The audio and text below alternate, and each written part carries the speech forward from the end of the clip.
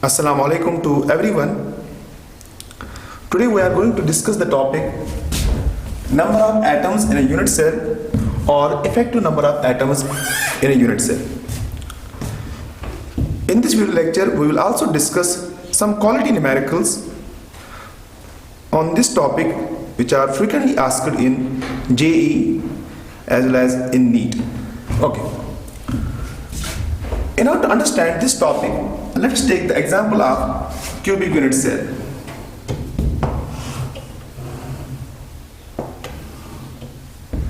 Okay.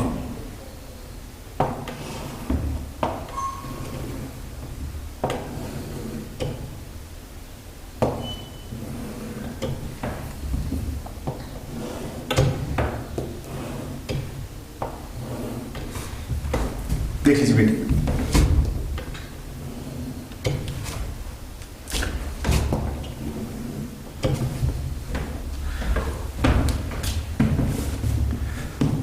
We know that unit cell is the smallest repeating unit of a crystallates.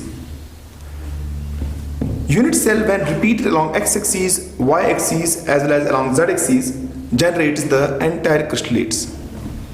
What I want to say that a unit cell is shared by many other unit cells in a crystallates.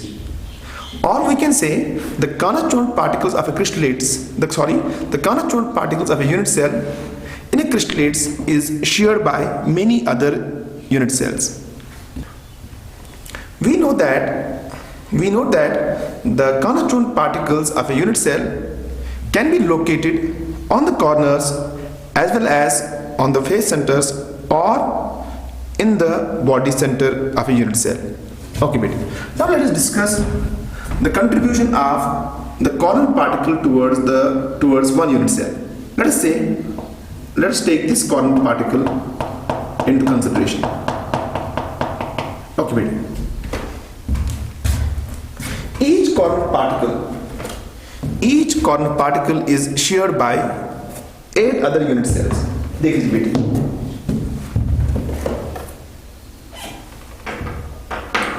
Okay, ध्यान दें. ये देखिए बेटे, ये मेरे पास है. मान लो this is one of the unit cell and this is another unit cell. Okay beta, ध्यान दे बेटे. Now let us take this. Let us say ये है हमारा coordinate particle. Okay बेटे, this coordinate particle is a part of this unit cell as well as this unit cell as well as जो unit cell इसके यहाँ इस वाले side में होगा और जो यहाँ इस वाले साइड में होगा. ठीक बेटे. इसी तरह ये वाला जो कॉर्नर एटम है ये इस यूनिट सेल का भी पार्ट होगा, इस यूनिट सेल का भी पार्ट होगा और जो यहाँ भी होगा और यहाँ भी होगा.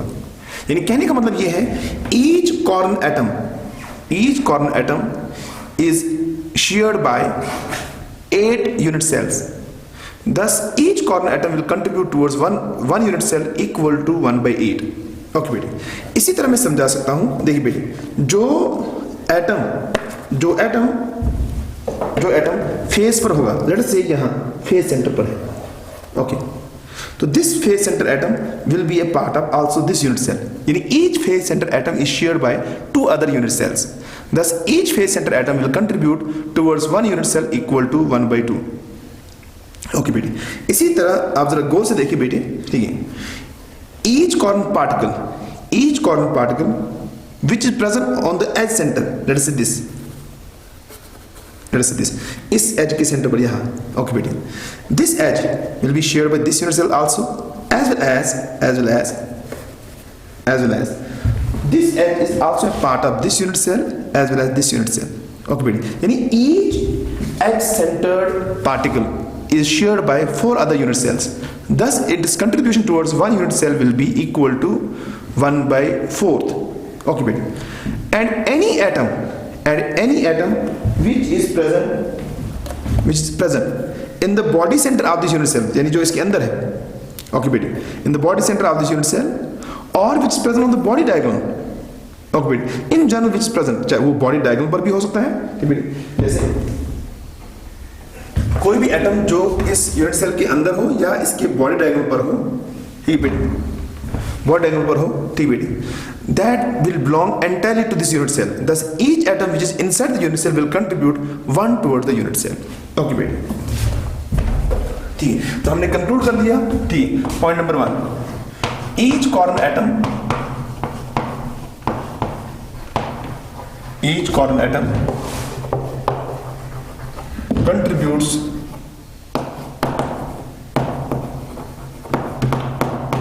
contributes 1/8 towards a unit cell.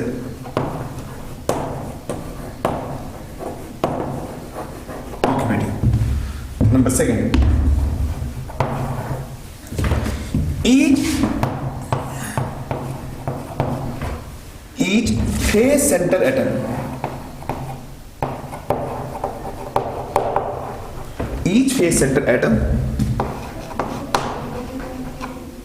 each face center atom contributes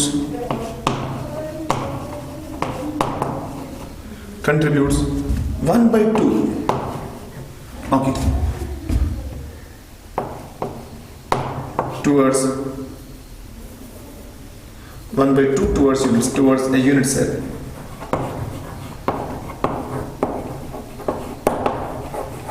okay बेटी, इस तरह हमने कंक्लूड कर दिया बेटी। Each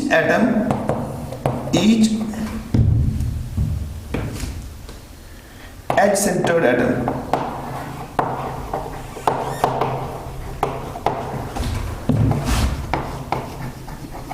contributes 1/4 towards a unit cell. Number 4, each atom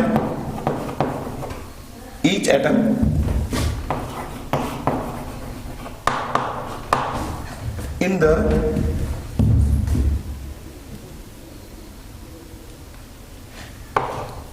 on the body diagonal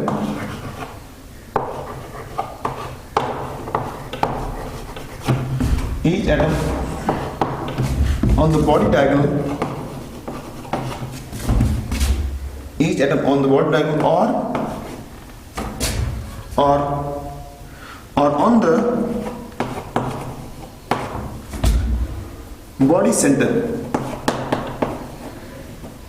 or on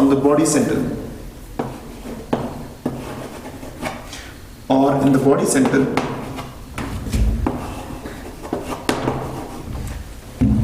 contributes 1 towards the unit cell.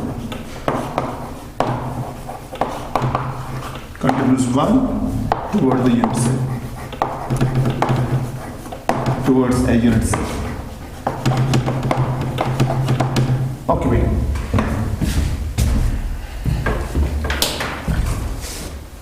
ठीक बेटी,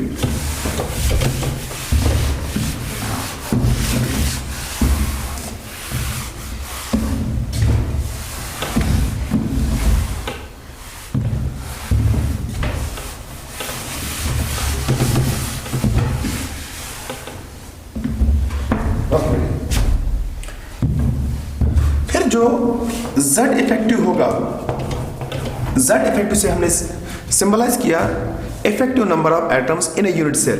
okay बेटी, तो Z इफेक्टिव होगा, ठीक बेटी। लेट अस से हम कहेंगे हमारे पास थ्योरेटिकली एक दिया है एक यूनिट सेल और उसके कॉर्नर्स पर एटम जो टोटल है वो है NC, ठीक। हम जानते हैं क्यूबिक यूनिट सेल में टोटल नंबर ऑफ कॉर्नर्स है 8, ठीक बेटी। तो हर एक एटम कंट्रीब्यूट करता है 1/8, तो ये 8 corners towards 1 unit cell contribute करेंगे। 8 × 1/8 दैट इज इक्वल टू 1। मगर थ्योरेटिकली कभी वो ऐसा क्वेश्चन बनाएगा, वो बोलेगा कि मान लो इसकी 6 ही कॉर्नर ऑक्यूपाई हैं या 7 ही कॉर्नर ऑक्यूपाई हैं, तो लेट अस से मैं कहूंगा जो एटम्स प्रेजेंट है on the corner that is NC। Okay बेटी, हम जानते हैं कि एक कॉर्नर एटम कंट्रीब्यूट करता है 1/8, तो NC एटम्स कंट्रीब्यूट करेंगे बेटी NC/8 simply. Okay, plus late us say मैं कहूं जो नंबर ऑफ एटम्स प्रेजेंट है ऑन द एज सेंटर, उसको मैं लिखूंगा NE। लेट अस से, ठीक, हम जानते हैं कि एक क्यूब में 12 एजेस होते हैं, ठीक बेटी। तो कभी वो थ्योरेटिकली आपको बोलेगा, ठीक, वो आपको बोलेगा 12 में से लेट से 4 एजेस ऑक्यूपाइड है, ठीक बेटी, या 5 एजेस ऑक्यूपाइड है, या 12 के 12 ऑक्यूपाइड है, ठीक बेटी। तो लेट से मैं कहूंगा कि नंबर ऑफ एटम जो एज पर है वो है Ne, और हम जानते हैं हर वाला एज एटम कंट्रीब्यूट करता है 1/4। तो अगर हमारे पास है Ne एटम्स है तो they will contribute Ne/4। Okay बेटी, ठीक बेटी, Ne/4। इस तरह मैं लिख सकता हूँ, लेट अस से जो मेरे पास है atoms which are present on the face centre, और वहां कभी लिखा होगा फेस डायगोनल, ठीक है, face diagonal is also part of the face. Okay बेटे, तो लेट अस से मैं कहूंगा जो नंबर ऑफ एटम्स है ऑन द फेस उनको मैं रिप्रेजेंट करूँ NF से, और हम जानते हैं हर वाला atom on the face contributes 1/2, तो NF एटम्स कंट्रीब्यूट करेंगे NF/2। ओके बेटे, इस तरह मैं लिख सकता हूँ जो नंबर ऑफ एटम्स है present within the body of the unit cell उनको मैं रिप्रेजेंट कर रहा हूँ NB से।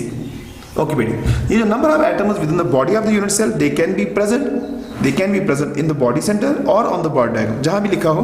लेट्स से NB एटम्स है, और हम जानते हैं every atom within the body of the unit cell belongs completely to the unit cell and thus contributes शाबाश 1, तो इसलिए वो आएगा 1 in times NB, that is simply this। तो ये हमारे इस टॉपिक की मेन लाइन है। ओके बेटे, अगर मैं यहाँ लिखूं बेटे, हम लिखें यहाँ Z इफेक्ट में आपको ताकि अंडरस्टैंड हो जाए बेटे, Z effective of cubic unit cells, Z effective of cubic unit cells. Okay, Z effective of cubic unit cells. हम जानते हैं बेटे कि क्यूबिक यूनिट सेल्स हमारे पास 3 टाइप के हैं। एक को हम बोलते हैं प्रिमिटिव क्यूबिक यूनिट सेल, दूसरे को हम बोलते हैं शाबाश body centred cubic unit cell, और तीसरे को हम बोलते हैं face centred cubic unit cell. Let's take the example of this. ठीक है, first one is primitive cubic unit cell. Primitive cubic unit cell. Okay बेटे, प्रिमिटिव क्यूबिक यूनिट सेल आप किसको बोलते हैं बेटे? प्रिमिटिव क्यूबिक यूनिट सेल हम जानते हैं, primitive cubic unit cell is the one जिसमें constituent particles are present only on the शाबाश corners of the unit cell। ठीक है, ये मैं आपको पढ़ा चुका हूँ। तो इसका मतलब यहाँ जो प्रिमिटिव क्यूबिक यूनिट सेल है, जहाँ जो constituent particles हैं वो सिर्फ corners पर है। ओके बेटे, ठीक, corners पर है। तो इसका जो बनेगा बेटे Z इफेक्टिव, फिर Z इफेक्टिव, क्योंकि प्रिमिटिव क्यूबिक यूनिट सेल में बाय डेफिनेशन ठीक constituent particles are present only at the corners। ठीक है, इसका मतलब ये वाला टर्म एज वाला टर्म फेस सेंटर वाला NB, ये वाला, ये तीनों टर्म्स एब्सेंट है और वहां सिर्फ कॉर्नर पर एटम्स हैं। तो हमारे पास क्यूब में कितने कॉर्नर्स हैं? 8। तो अगर हम आइडियल स्ट्रक्चर की बात करेंगे तो इसका Z इफेक्टिव बनेगा बेटे, ठीक है, number of atoms on the corner that is 8 divided by 8 that is equal to 1। इस तरह अगर मेरे पास है बेटे, अगर मेरे पास है नंबर सेकंड, ठीक है, उसको मैं बोलूं body centred cubic unit cell, body centred, okay, body centred cubic unit cell, body centred cubic unit cell. Body centred cubic unit cell हम जानते हैं, body centred cubic unit cell is the one जिसमें constituent particles are present on the corners as well as one constituent particle is present at the body center। यानी कि यहाँ जो constituent particles हैं वो 8 corners पर है और एक बीच में यहाँ है। ठीक बेटे,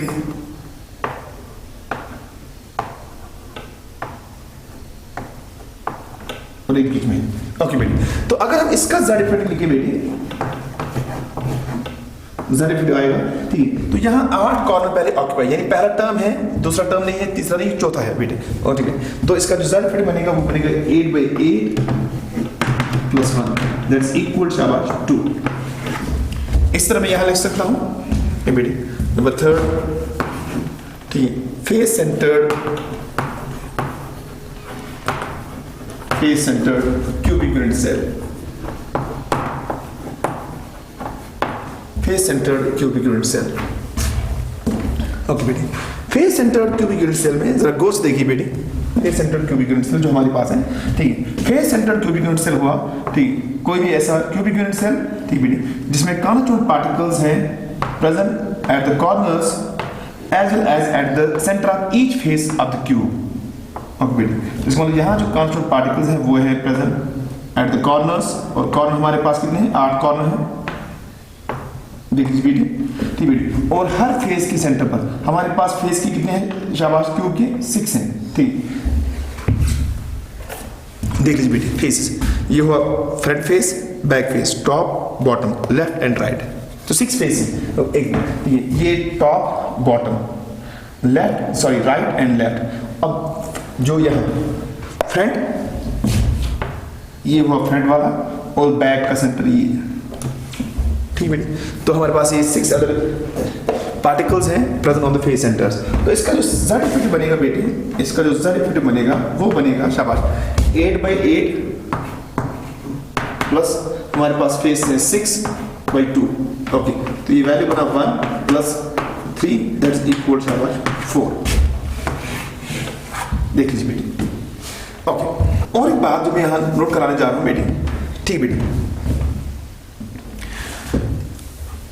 since the unit cell is the repeating unit of the crystallate of a crystalline compound, इसका ये मतलब ये हुआ बेटे कि जो रेशो ऑफ कॉर्नरस्टोन पार्टिकल्स, यहाँ पे जो रेशो ऑफ कॉर्नरस्टोन एटम्स होगा present in a unit cell, that is repeated, that is repeated. इससे क्या मैं समझाना चाहता हूँ, मैं ये समझाना चाहता हूँ कि मान लो मेरे पास एक क्रिस्टलाइन सॉलिड है और उसमें total number of unit cells है 10, और लेट से उसके एक यूनिट सेल में लेट से मैं ये कहूँगा for the sake of argument, मैं ये कहूँगा उसमें है 6 Na पॉजिटिव और 6 Cl नेगेटिव, लेट से for the sake of discussion, ठीक है। तो इसका मतलब ये हुआ उस एक यूनिट सेल में जो रेशो है Na पॉजिटिव और 6 Cl नेगेटिव का, वो रेशो होगा बेटे 1:1, ठीक है। अब अगर मैं एक क्रिस्टलाइन सॉलिड लूं जिसमें मैंने जो सैंपल चूज किए हैं, लेट से उसमें टोटल यूनिट सेल्स हैं 100, तो इसका मतलब ये हुआ टोटल एटम जो मेरे पास होंगे वो होंगे मेरे पास 600 Na एंड 600 Cl। तो इसका मतलब अगेन अगर मैं रेशो निकालूं दैट इज 1:1। तो सिंपल सी बात ये है जो मैं समझाना चाहता हूं, जिस रेशो में कॉर्नरस्टोन पार्टिकल्स प्रेजेंट होंगे इन यूनिट सेल, उसी रेशो में कॉर्नरस्टोन पार्टिकल्स होंगे present in the ideal crystallites of an ideal crystalline solid. Okay, ideal crystalline solid में इसको बोल रहा हूँ, ठीक है, जिसमें हम ये एज्यूम करके चल रहे हैं कि किसी भी जगह जो हमारा कॉर्नरस्टोन पार्टिकल है वो एब्सेंट नहीं है, बल्कि वो लोकेट है अपनी ऑरिजिनल पोजीशन पर, ठीक बेटी। आई होप सो आपको बात समझ आए। तो फिर मैं कंक्लूड जो करना चाहता हूँ, बहुत important line, very important, the empirical formula of an ideal crystalline solid is the empirical formula of its unit cell. Okay बेटी, ओके, मैं आपको बता दूं पहले, the empirical formula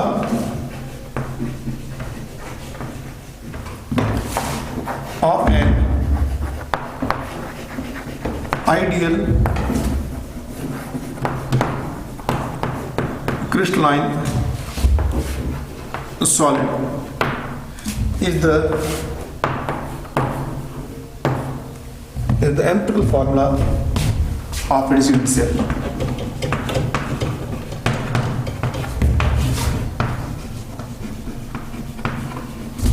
Of its unit cell. Okay, बहुत इंपॉर्टेंट स्टेटमेंट बोल रहा हूँ आपको बेटे में। एम्पिरिकल फार्मूला किसको बोलते हैं? एम्पिरिकल फार्मूला है ए केमिकल फार्मूला जो रिप्रेजेंट करता है the simplest whole number ratio of the cornerstone atoms of a substance. Okay बेटी, तो मैं अभी आपको यही बात समझाया कि जो जिस सिंपलेस्ट होल नंबर रेशियो में कॉर्नरस्टोन पार्टिकल्स प्रेजेंट होंगे इन यूनिट सेल, उसी सिंपलेस्ट होल नंबर रेशियो में कॉर्नरस्टोन पार्टिकल्स प्रेजेंट होंगे in the entire ideal crystallites of an ideal crystalline solid. वही मैंने यहाँ लिखा बेटी, the empirical formula of an ideal crystalline solid is the empirical formula of its unit cell. ठीक है, इस स्टेटमेंट को और पहला वाला जो मैंने आपको z इफेक्टिव का फार्मूला समझाया बेटे, इन दोनों को हम यूज करेंगे फॉर सॉल्विंग क्वालिटी न्यूमेरिकल्स। ठीक है, quality numericals on this topic which are asked in JEE Advanced as well as in NEET. Okay, तो let's start.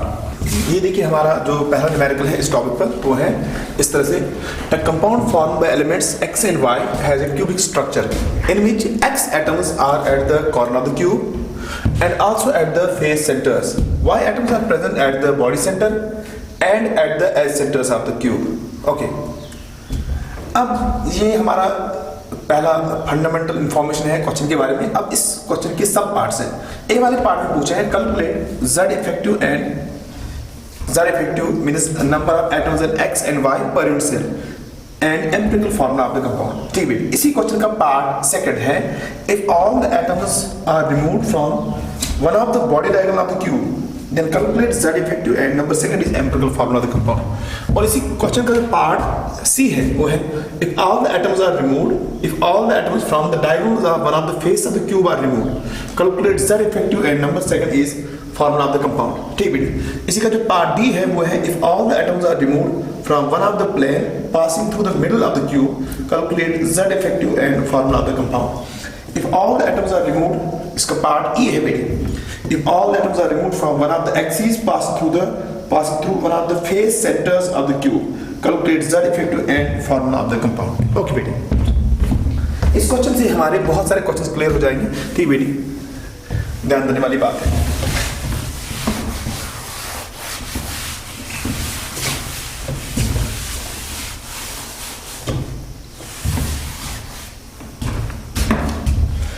तो फंडामेंटल क्वेश्चन ये है हमारा बेटी, फंडामेंटल क्वेश्चन है हमारा a compound formed by elements x and y has a cubic structure in which x atoms are at the corner of the cube and also at the face centers, y atoms are present at the body center and at the edge centers of the cube।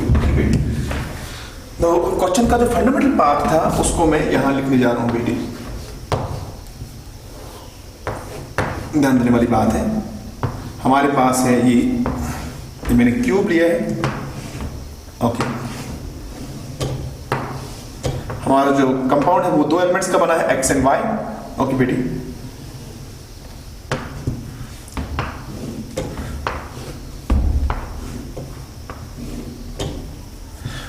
X atoms are present at the corners of the cube. इस circle से मैं represent कर रहा हूं इस तरह से।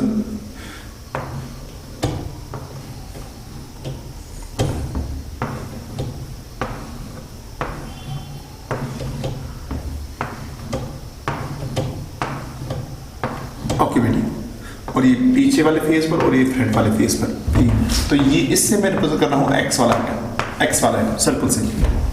Okay बेटी, Y atoms are present at the body centre, उसको मैं डॉट से रिप्रेजेंट कर रहा हूँ, as well as at the edge centres. तो हमारे पास 12 एजेस हैं, उनके सेंटर पर है।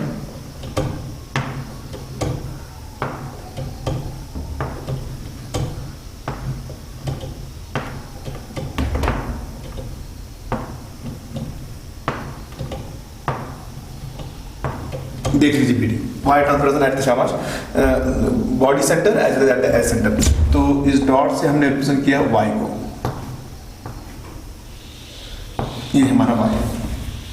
अब देख लीजिए बेटी, जो हमारे क्वेश्चन का पार्ट ए है, पार्ट ए में हमें बोल रहा है कैलकुलेट करें z इफेक्टिव, यानी कितने नंबर ऑफ एटम्स होंगे x के और y के पर यूनिट सेल। तो बिल्कुल आसान है, देख लीजिए बेटी। तो जो पार्ट ए का आंसर बनेगा वो सिंपली बनेगा z इफेक्टिव, जो इसका आएगा वो आएगा इक्वल, ठीक बेटी। z इफेक्टिव में ब्रैकेट में लिख रहा हूं x, तो z इफेक्टिव ऑफ x यानी number of atoms of x per unit cell वो होगा इक्वल। ठीक बेटी, x atoms are present at the corners, और हमारे पास 8 कॉर्नर है, और एट द फेस सेंटर्स, इसलिए जो 8 कॉर्नर एटम है दे विल कंट्रीब्यूट। ठीक है, each corner atom will contribute 1/8, तो ये होगा बेटे 8/8 जो मैंने आपको सिखाया। प्लस फेस सेंटर पर एटम्स हैं तो वो कितने हैं 6, तो ये हो गया 6/2, और total number of x atoms per unit cell होगी बेटे 4। ओके बेटे, ठीक है। इस तरह निकाल सकते हैं z इफेक्टिव ऑफ y। ओके बेटी, y atoms are present at the body centre और एट द एज सेंटर्स। ठीक बेटी, तो जो बॉडी सेंटर पर एटम है एक वो कंट्रीब्यूट करेगा 1, और जो एज पर एटम है each edge centre atom contributes 1/4, क्योंकि हमारे पास 12 एजेस होते हैं क्यूब में। ठीक बेटी, 12 एजेस देख लीजिए बेटी, गिन लीजिए 1 2 3 4 5 6 7 8 9 10 11 and 12, तो 12 एजेस हैं, और हर एक एज सेंटर वाला एटम कंट्रीब्यूट्स 1/4, तो हमारे पास से होगी बेटी 12/4, तो ये वैल्यू आपका हो गया अगेन 4। देखिए 12/4 is 3, 3 + 1 is 4। ठीक बेटी, यानी z effective of x and y, z effective of x यहाँ 4 है, और z इफेक्टिव ऑफ y भी बनेगा यहाँ बेटी 4। तो जो एम्पिरिकल फार्मूला होता है बेटी, एम्पिरिकल फार्मूला होता है, ठीक है, एम्पिरिकल फार्मूला रिप्रेजेंट करता है बेटे simplest whole number ratio of constituent atoms. हमारा कंपाउंड बना है x और y एटम्स का, और पर यूनिट सेल z के x एटम्स है 4 और y एटम्स है 4, इनका जो रेशियो बनेगा दैट इज 1:1। ठीक बेटे, जब एम्पिरिकल फार्मूला किसी भी कंपाउंड का लिखा जाता है तो उसके एलिमेंट्स का सिंबल लिखा जाता है, और सिंबल को बाद में ठीक है अटैच किया जाता है सबस्क्रिप्ट में, ठीक है, the number which is present in the simplest whole number ratio. क्योंकि यहाँ जब रेशियो निकालेंगे 4:4 तो इसका जो x और x एटम्स और y एटम्स का रेशियो बनेगा दैट इज 1:1। तो इसलिए जो इसका एम्पिरिकल फार्मूला बनेगा कंपाउंड का, या फार्मूला जो बनेगा कंपाउंड का, वो बनेगा x y, यानी यहाँ इसका सब में आएगा नंबर 1 और इसका भी आएगा शाबाश सॉरी y का भी आएगा 1, तो सिंपली बनेगा x y। तो ये इसका हो गया पार्ट ए। ठीक है, तो पार्ट ए हमने सॉल्व कर दिया। अब देखिए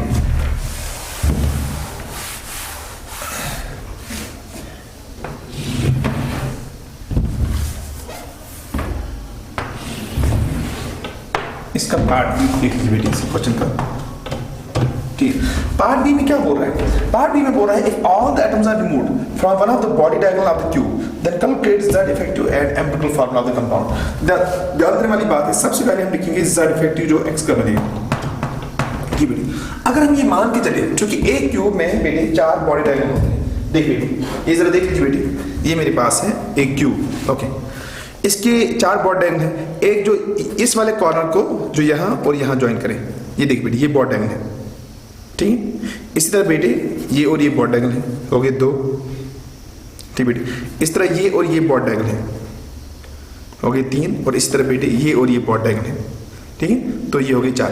अगर मैं यहाँ से डालूँ एक एक्सिस, ठीक है, और वो यहाँ से निकाले तो बॉडी डायगोनल पर जो एटम्स हैं, ठीक बेटी, जब मैं यहाँ से डालूंगा एक्सिस जो बॉडी डायगोनल के थ्रू जाएगा, एक तो ये कॉर्नर वाला एक्स जाएगा और यहाँ से ये कॉर्नर वाला एक्स जाएगा, और बीच में जो y का एक एटम है बॉडी सेंटर पर वो भी चला जाएगा।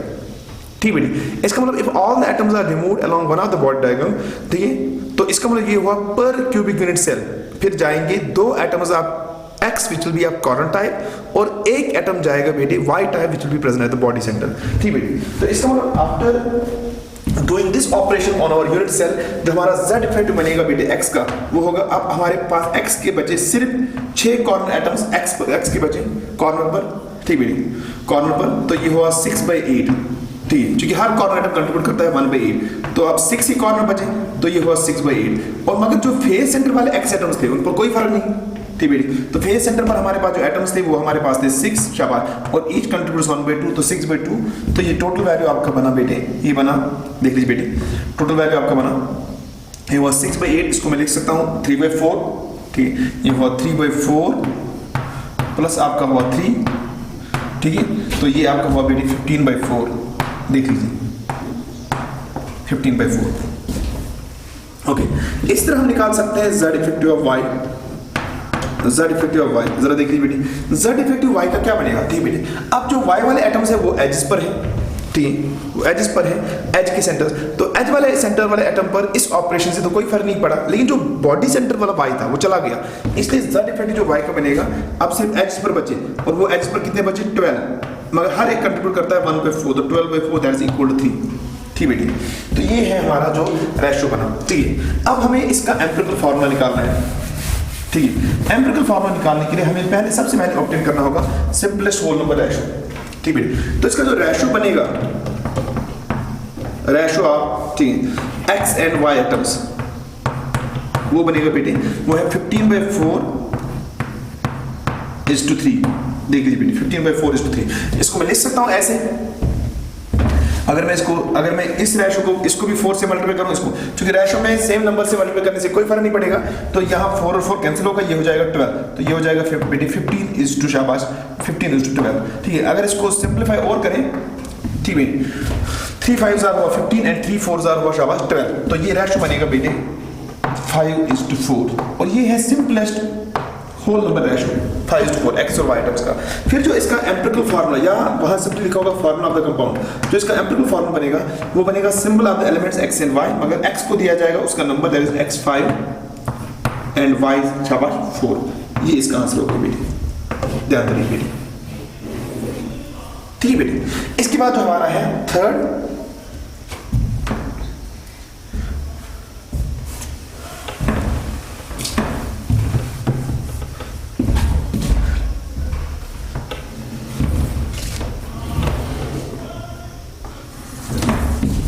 ये हम ध्यान दें बेटी, जो हमारा है पार्ट सी, पार्ट सी हमारा क्या है बेटे?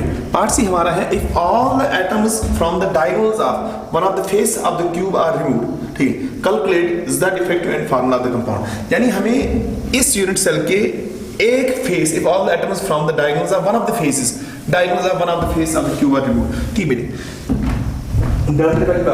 क्यूबिक यूनिट सेल में अगर हम कोई भी फेस लेंगे बेटे, क्यूबिक यूनिट सेल में अगर हम कोई भी फेस लेंगे, आप देखिए तो इसके फेस पर दो बॉड डायगोनल, एक ये और दूसरा ये, ठीक है, ये वाला देखिए बेटे। अगर if all the atoms from the diagonals of one of the face are removed, तो फिर क्या क्या रिमूव होगा? देखिए बेटे, एक रिमूव होगा जो इस कॉर्नर पर x होगा और यहाँ जो x होगा वो चला गया, और यहाँ जो x होगा कॉर्नर पर और यहाँ जो x हो गया वो भी चला गया। मगर ये जो कि ये इस फेस सेंटर के थ्रू भी जा रहा है, यहाँ देखिए फेस सेंटर के थ्रू, तो जो यहाँ फेस सेंटर पर एटम है x, ठीक है, वो भी जाएगा। इसका मतलब एक फेस से फिर जाएंगे टोटल एटम्स 5, जिसमें 4 होंगे कॉर्नर टाइप और एक होगा फेस सेंटर पर, क्योंकि कॉर्नर पर भी x है और शाबाश फेस पर भी x है। इसका मतलब ये हुआ यहाँ इस वाले ऑपरेशन में, जो C वाला ऑपरेशन है जो हम इस यूनिट सेल पर कर रहे हैं, इससे सिर्फ x लॉस होंगे, y पर कोई फर्क नहीं पड़ेगा, ठीक बेटे। तो इसका मतलब ये हुआ, ठीक। अगर मुझे इस वाले क्वेश्चन में निकालना है z इफेक्टिव पहले x का निकालो, z इफेक्टिव ऑफ x कितना बनेगा बेटे? z इफेक्टिव ऑफ x बनेगा, देखो बेटे सी वाले पार्ट में z इफेक्टिव x बनेगा, ठीक है। हमारे पास टोटल कॉर्नर्स थे 8 में से 4 चले गए, ठीक है, तो बचा 4, तो ये हुआ 4/8 और प्लस हमारे पास फेसेस थे टोटल 6 में से एक फेस सेंटर वाला एटम चला गया, तो अब 5 ही बचे, तो ये हुआ 5/2 देख लीजिए बेटी। तो इसका वैल्यू ये हो गया बेटी, ध्यान देने वाली बात है, ये हुआ 4/8, ये 1/2 हुआ, तो ये हुआ बेटी 1/2 प्लस हुआ 5/2, ठीक है, ये वैल्यू बना बेटी शाबाश 3, देख लीजिए z इफेक्टिव, ठीक बेटी। अब जरा बताइए z इफेक्टिव जो है बेटी, z इफेक्टिव जो y का है वो क्या है बेटी? y वाले एटम्स पर कोई फर्क नहीं पड़ा, y के एटम्स प्रेजेंट थे, बॉडी सेंटर पर एक था तो हो गया उसका कंट्रीब्यूशन 1, और प्लस जो हमारे एटम्स थे वो प्रेजेंट थे एट द एज सेंटर्स, और हर एक एज पर कितने एटम्स थे बेटी?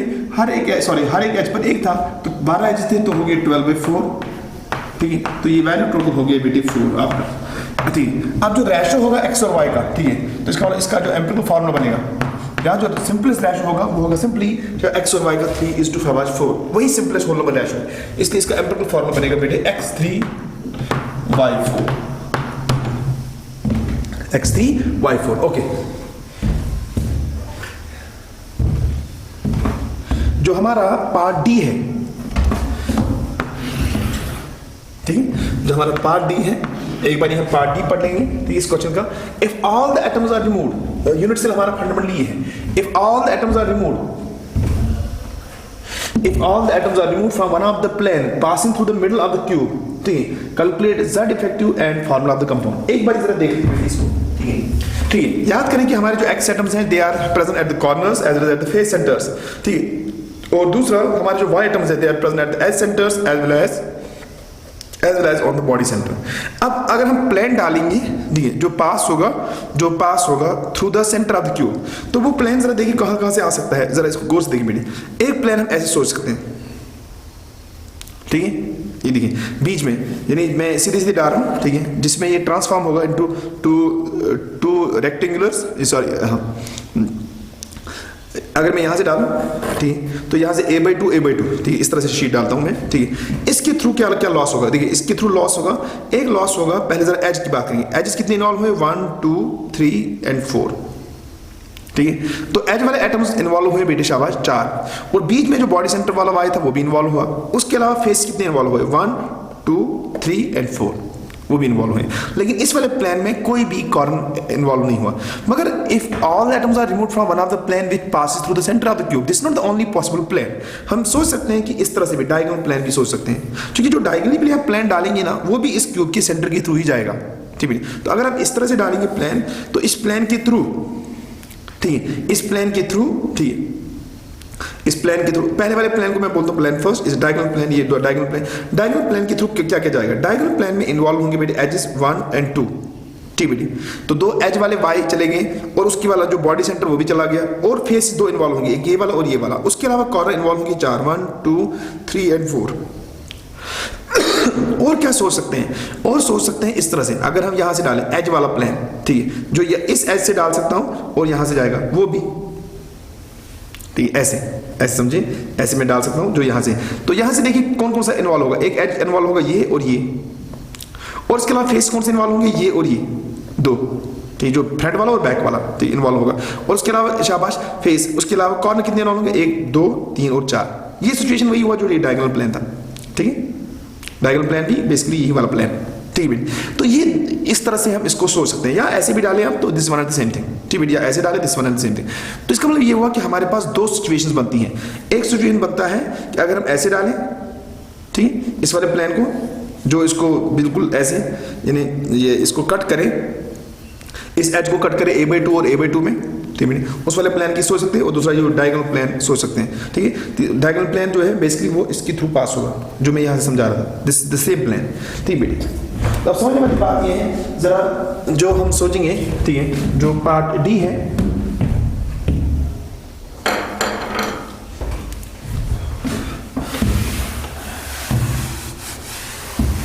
देख लीजिए बेटी।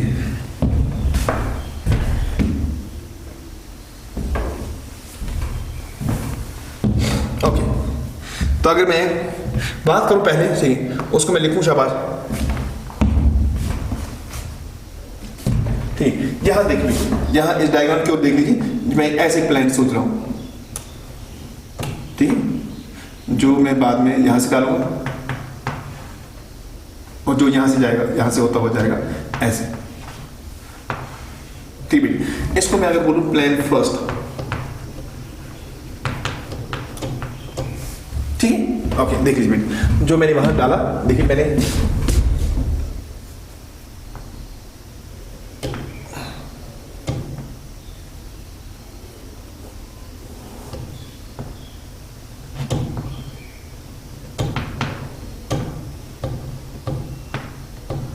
ठीक, ये देखिए,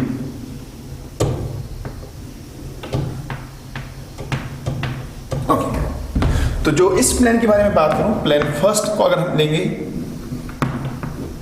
कंसिडरेशन में, तब इसका सोल्यूशन क्या बनेगा। जब हम प्लान फर्स्ट लेंगे कंसिडरेशन में, तो जरा आप देखिए कि कौन कौन से एटम लॉस हो रहा है। तो इस वाले केस में जो Z इफेक्टिव बनेगा, Z इफेक्टिव बनेगा, ठीक है, किसका, X की बात करेंगे पहले देखिए लॉस कौन कौन सा हुआ बेटे। लॉस हुआ जो यहाँ फेस सेंटर पर था, और जो नीचे वाला फेस सेंटर, और फ्रंट वाला फेस सेंटर और बैक वाला फेस सेंटर, ठीक है, जो मैं भी दिखा रहा था। तो इसका मतलब फेस सेंटर वाले 4 चले गए, एज वाले सेंटर 4 चले गए, और जो बॉडी सेंटर पर 1 था वो भी चला गया, ठीक है। लेकिन एज पर है Y टाइप, और बॉडी सेंटर पर भी Y है, और फेस पर है मेरी शावा X। तो इसका मतलब ये हुआ जो हमारा Z इफेक्टिव बचेगा X का, कॉर्नर वाले तो इसमें इन्वॉल्व नहीं हुए, इसलिए वो रहे 8/8 प्लस आपके पास टोटल फेस थे 6 में से 4 फेस इन्वॉल्व हुए, तो इसका मतलब बच गए 2 ही फेस, तो 2/2, ठीक है। तो आपका वैल्यू बना 8/8 1, 2/2 1, तो ये आपका वैल्यू Z इफेक्टिव शाबाश X का बना 2। जो Z इफेक्टिव होगा बेटे, Z इफेक्टिव जो Y का होगा, Y के एटम्स कहाँ कहाँ थे, एक था बॉडी सेंटर पर, अब वो रहा नहीं, और बाकी बचे एजेस पर, एजेस की लॉस हुए 4, तो बचे बेटे कितने एजेस बचे 8, टोटल 12 एजेस थे। तो हर एक एज कंट्रीब्यूट करता है 1/4, तो 8/4 that's again equal to 2।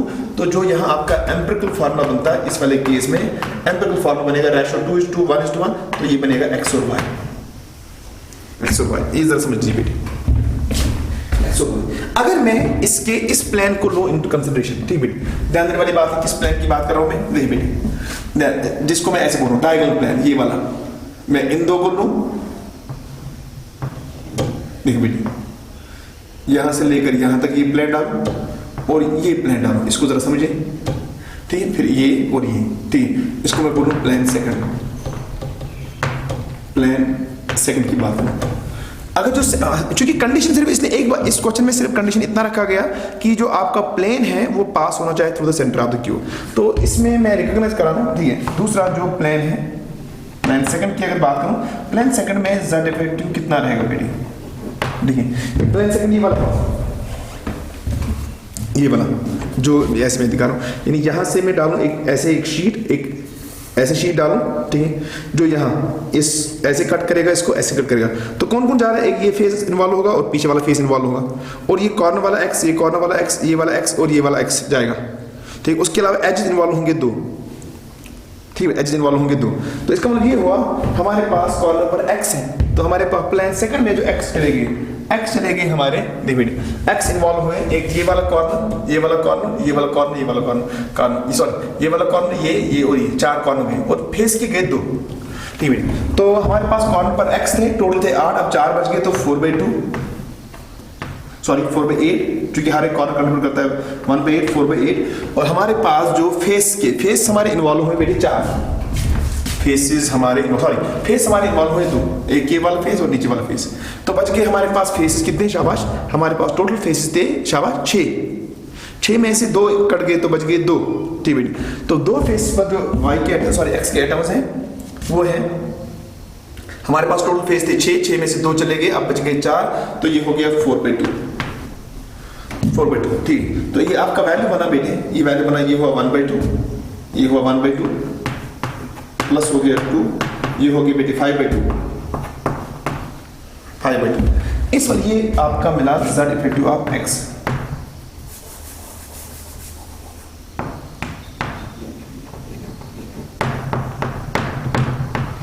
z effective जो है ना y का, वो कितना होगा इस वाले केस में। आप जरा देखिए y के कौन कौन से एटम चले गए, y का जो कौन कौन सा एटम चला गया इसमें, y एटम्स कहां प्रेजेंट थे, एजेस पर। एक ये एज इन्वॉल्व हुआ, ये एज इन्वॉल्व हो गए 2, और उसके अलावा बॉडी सेंटर इन्वॉल्व हुआ, यानी एजेस के हमारे पास, यानी बॉडी सेंटर वाला तो चला गया, अब एजेस 2 इन्वॉल्व हुए, बच गए टोटल एजेस 12 थे, 10 बच गए, और ठीक है। तो हमारे पास बचा ये 10, ये बचा 10/4, 10/4, ठीक है। तो ये वैल्यू बना हमारा बेटे, ये बना 5/2 अगेन, आप देखिए 5/2 अगेन। इस वाले केस में जो एम्पिरिकल फार्मूला बनेगा, ये भी बना 5/2 बना, ठीक बेटे। इस वाले केस में जो एम्पिरिकल फार्मूला बनेगा, एम्पिरिकल फार्मूला जो रेशो होगा एटम्स का 5/2:5, दैट इज 1:1। अगेन जो यहाँ एम्पिरिकल फार्मूला बनेगा उसका आंसर आएगा बेटे x and y। इसका मतलब ये हुआ चाहे मैं प्लान फर्स्ट लूं या प्लान सेकंड लूं, इस पार्ट जो था हमारा डी, इसका एम्पिरिकल फार्मूला का आंसर जो आएगा वो आएगा बेटे सिंपली xy दोनों में सेम है, लेकिन जो z इफेक्टिव x और y का होगा, पहले वाले केस में हमने देखा z इफेक्टिव बन रहा है 2 and 2, और दूसरे वाले केस में z इफेक्टिव बन रहा है 5/2 and 5/2। तो z इफेक्टिव अलग अलग होगा, लेकिन जो एम्पिरिकल फार्मूला का आंसर होगा वो सेम रहेगा, चाहे मैं पहले प्लान को लूं इनटू कंसिडरेशन, चाहे मैं सेकंड प्लान को लूं इनटू शाबाश कंसिडरेशन, ठीक है। नेक्स्ट देख लीजिए बेटे, ठीक है। जो हमारे पास पार्ट ई है, पार्ट ई क्या है, if all the atoms are removed from one of the axis passing through one of the face centres of the cube, calculate the z effective of x and y। बिल्कुल आसान है,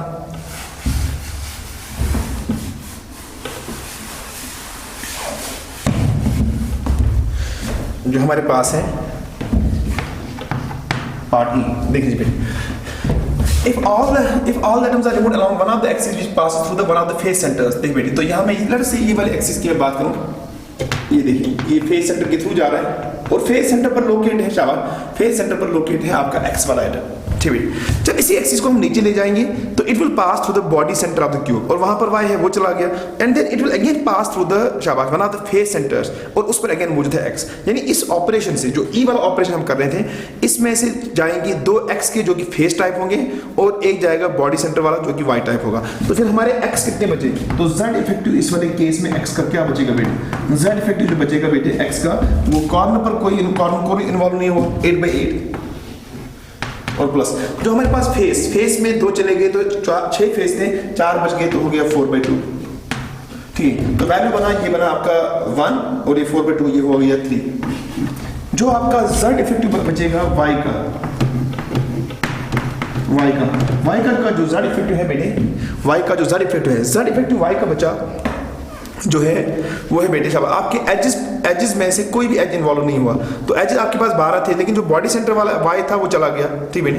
तो 12 edges थे, तो ये हो गया बेटे 12/4, और ये वैल्यू आपका होगी बेटे 3, ठीक। इसका शाबाश, जो आपका x z इफेक्टिव x का है वो 3 है, z इफेक्टिव y का है 3 है, मगर जो सिंपलेस्ट रेशियो बनेगा x और y का, ठीक है, जिसके बाद हम ऑब्टेन करेंगे इसका एम्पिरिकल फार्मूला या फार्मूला, तो वो बनेगा वैल्यू शाबाश, वो बनेगा 3:3 होगा 1:1। तो इसलिए इसका एम्पिरिकल फार्मूला का जो आंसर आएगा वो आएगा बेटे शाबाश x y, ठीक है बेटे। इस टॉपिक पर मैं बाकी इसके अलावा भी बाकी इस टाइप के क्वेश्चन दिखाऊंगा, लेकिन इंशाल्लाह वो नेक्स्ट लेक्चर्स में, ठीक है। अभी के लिए आप इसको रिवाइज करें ताकि हम जो नेक्स्ट क्वेश्चंस हैं उनको बाद में जो मैं दिखाने जा रहा हूँ इस टॉपिक पर, उनको आप इफेक्टिवली समझ सकते हैं, ठीक है। Thank you very much.